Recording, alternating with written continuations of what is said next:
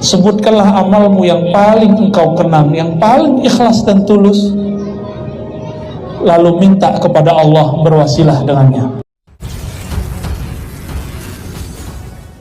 Pernah dengar ada 3 orang lah jalan-jalan, 3 pemuda yang soleh, tiba-tiba masuk goa, goanya ketutup. Masih ingat? Beneran ingat nih?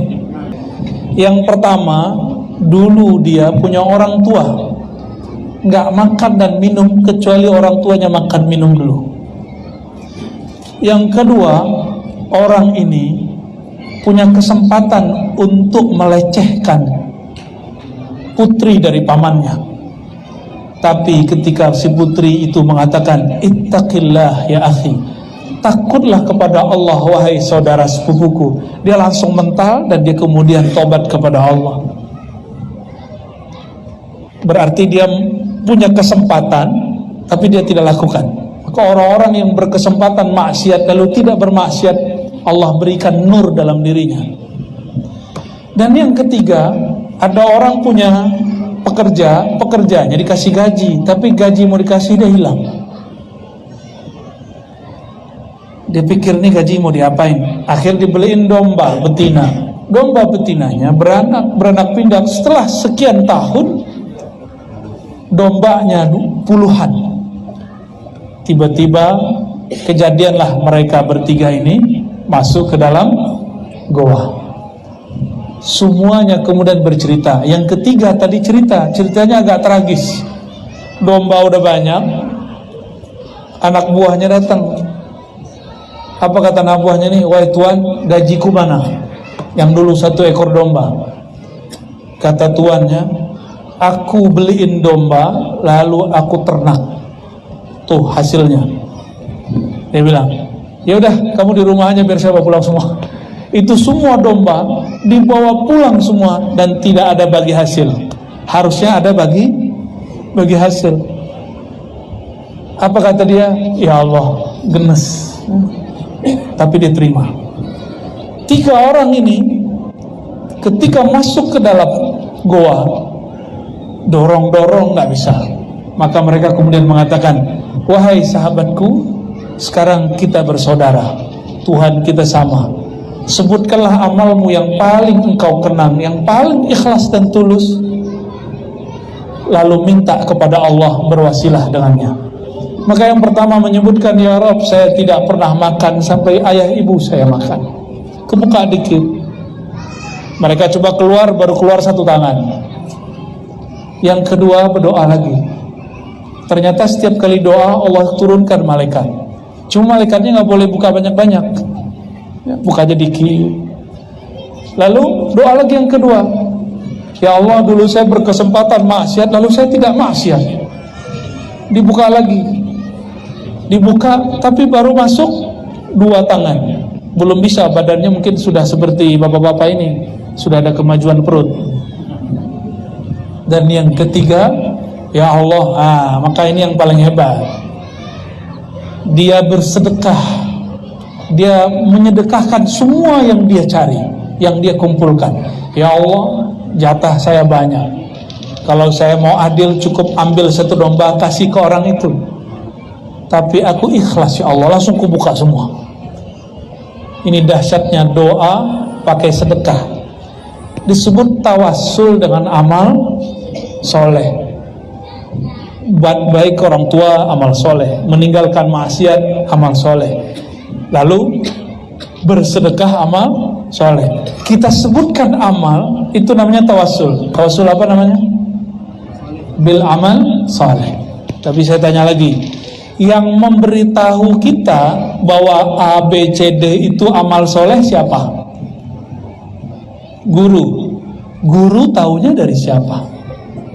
Dari gurunya. Guru bersambung kepada Rasulullah. Maka kalau sebut amal soleh, sebenarnya yang terbayang siapa? Tetap Rasulullah Sallallahu Alaihi Wasallam.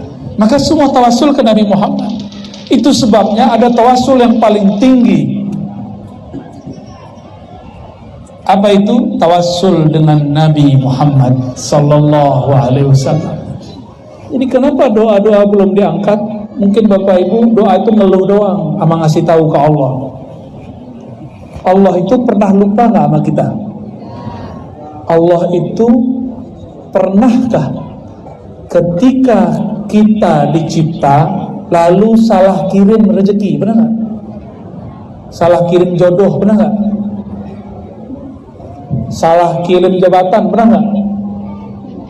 Ya, samping kiri kanan saya kan ada orang yang punya jabatan ya. Nggak akan pernah Allah salah kirim. Karena Allah tidak pernah salah dalam itu, dalam nggak pernah lupa untuk masalah itu, Bapak Ibu yang bukan Allah, maka jangan pernah berdoa memberitahu Allah. Terus kalau doa ngapain? Doa itu bukan ngasih tahu Tuhan.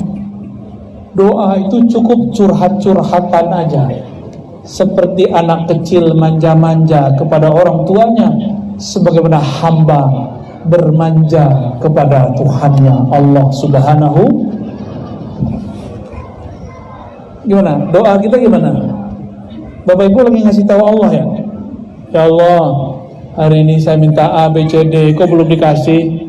Lupa ya, dalam hati gitu ya. Itu yang disebut oleh Imam Mu'tazilah. Ini tauhidnya bermasalah. Du'auka, doamu, talabuka, tuntutanmu, ittihamun lahu, engkau sedang menuduhnya. Banyak orang berdoa, batinnya menuduh Allah, gak tahu. Batinnya seakan-akan merasakan Allah gak ngerti keadaan dia. Sejak kapan Allah tidak tahu seorang hamba? Gak pernah. Maka Allah menyebut dirinya alim, yang maha alim. Kita belum wujud, Allah sudah tahu nanti butuhnya apa, perlunya apa, nanti rezekinya apa, udah tahu semua. Maka orang-orang kafir dan musyrik, dia nggak doa kepada Allah, tapi karena dia bernama Karim, Maha Pemurah, dibagi juga. Jadi rezeki itu bukan berdasarkan doa, rezeki itu tergantung kita rajin menjemputnya. Hari ini udah jemput rezeki? Menjemput rezeki itu pinter-pinter. Rezeki itu ada yang diantar separuh, ada yang diantar penuh, berarti kita nunggu. Kata Sayyidina Ali, rezeki itu imma anta talibu. Kadang-kadang rezeki itu kamulah yang nyari dia, kamulah yang menunggu dia, kamulah yang kemudian memburunya, bukan menunggu. Kadang-kadang engkaulah matlubuhu, engkaulah yang dicari-carinya. Ada orang punya keahlian membangun kota. Itu dicari-cari sama Pak Wali itu. Ada orang ahli mendeteksi kriminalitas, detektif, dicari-cari sama Pak Polisi. Ada orang ahli mengenal Rasulullah, dicari-cari nggak sama orang yang rindu kepada Rasulullah. Sama begitu ya. Bapak Ibu, saudara-saudariku yang bukan Allah, maka ketika kita berdoa, sebutlah orang yang paling dekat kepada Allah. Orang yang paling banyak baca la ilaha Nabi Muhammad, yang paling banyak bersyukur Nabi Muhammad. Maka kalau disebut bibarkatil hadi, dengan keberkahan orang yang paling banyak bersyukur, itulah Nabi Muhammad sallallahu alaihi wasallam.